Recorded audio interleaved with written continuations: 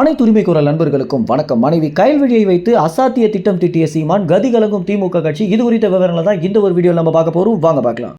தமிழ்நாட்டில் இருக்கக்கூடிய பிற கட்சிகளை ஒப்பிடும்போது நாம் தமிழ் கட்சியில மட்டும்தான் அதிகமான படித்தவங்க இருக்காங்க அப்படின்னு நம்ம அனைவருக்குமே தெரிஞ்சிருக்கோம். பொதுவாகவே அரசியலுக்கும் படிப்புக்கும் சம்பந்தமே இல்லை அப்படின்னாலும் படித்த இளைஞர்கள் பார்த்தீங்கன்னா தமிழ்நாட்டில் ஏதாவது ஒரு மாற்றத்தை கொண்டு வந்துட முடியாதா அப்படின்றதுல ரொம்பவே துடிப்பாக இருந்துட்டு இருக்காங்க. இந்த மாதிரி மாற்றத்தை விரும்பக்கூடியவங்க தான் நாம் தமிழ் கட்சியில் அதிகமாக இணைந்துட்டு வந்துட்டு இருக்காங்க. இந்த வகையில் தற்போது 2024 எடுத்த ஒரு கருத்து கணிப்பில் பார்த்தீங்கன்னா நாம் தமிழ் கட்சியில் வழக்கறிஞர்கள் மற்றும் மருத்துவர்கள் பார்த்தீங்கன்னா அதிகமாக இருக்காங்க அப்படின்ற ஒரு தகவல் தான் வந்திருக்கு.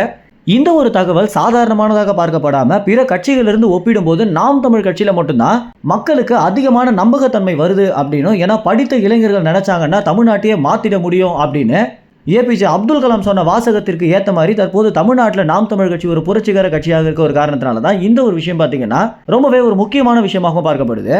இதை எப்படியாவது திமுக கட்சிக்கு அகைன்ஸ்டாக மாற்றணும் அப்படின்ற நோக்கத்தில் சீமான் ஒரு சிறப்பு முடிவு எடுத்திருக்காரு. அது என்ன அப்படின்னா, திமுக கட்சியில் இருக்கக்கூடிய ஒவ்வொரு நிர்வாகிகள் ஒவ்வொரு அமைச்சர்களுமே நிறைய விஷயங்கள்ல நாள்தோறும் கோர்ட்டுக்கு போயிட்டு தான் வந்துட்டு இருக்காங்க. இந்த வகையில் உச்சநீதிமன்றத்தில் நம்மளுடைய வழக்கறிஞர்கள் அதிகமாக செயல்படணும் அப்படின்ற நோக்கத்தில் வழக்கறிஞர்களுடைய குழு தலைவியாக தன்னுடைய மனைவியை நியமனம் பண்ணியிருக்காரு சீமான். ஏற்கனவே நாம் தமிழ் கட்சியின் தென்சென்னை தொகுதி சட்ட ஆலோசகராக சீமான் அவருடைய மனைவி கயல்விழி தான் இருக்காங்க அப்படின்னு நம்ம அனைவருக்குமே தெரிஞ்சிருக்கோம். இந்த ஒரு சூழல்ல உச்சநீதிமன்றத்திலையும் தன்னுடைய மனைவியை வச்சு இந்த மாதிரி ஒரு திட்டம் திட்டியிருக்காரு சீமான். இது பார்த்தீங்கன்னா தமிழ்நாடு அரசியலை பொறுத்த வரைக்கும் ஒரு பெரிய செக்காகவே பார்க்கப்படுது. குறிப்பாக திமுக கட்சிக்கு தான் இது ஒரு பெரிய அடியாக இருக்கும் அப்படின்னே சொல்லலாம்.